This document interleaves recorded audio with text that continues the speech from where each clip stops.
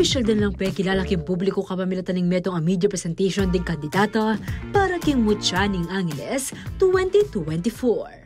Adwang pulot adwang kandidata na reti a representanti dari miyayaliwang barangay ning syudad. Iti ng katlong Mutya competition manibat inyang pansamantalayang mitok ng iti pauli ning COVID-19 pandemic. Katambal ni keti ning local government ing Beauty Derm Corporation. Kingamano ng Angeles City Mayor Carmelo Pogi Lazatin Jr., metong yaing Mutya kareng patunay ang kabangon ni ing syudad ibat king pandemya. Our third time to hold the Mutya ning Angeles pageant since the world emerged from the pandemic.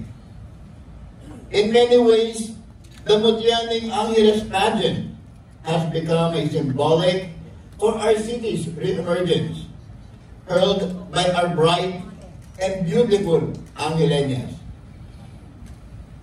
When we first held the Mutya ning Angeles post-pandemic back in 2022, we said that our aim was to make it the grandest and most prestigious Mutya ning Angeles pageant yet. And I think we have succeeded in doing that.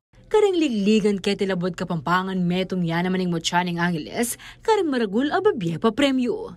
Tanggap yung 1,650,000 pesos sa cash prize ing malikwaking titulo at 350,000 worth of products. 200,000 in cash prize ning first runner-up, 150,000 king second runner-up, 100,000 in third runner-up at 50,000 ing fourth runner-up. Marapat naman ng coronation night king daratang November 28 ni Timbanua king Grand Palace Royal.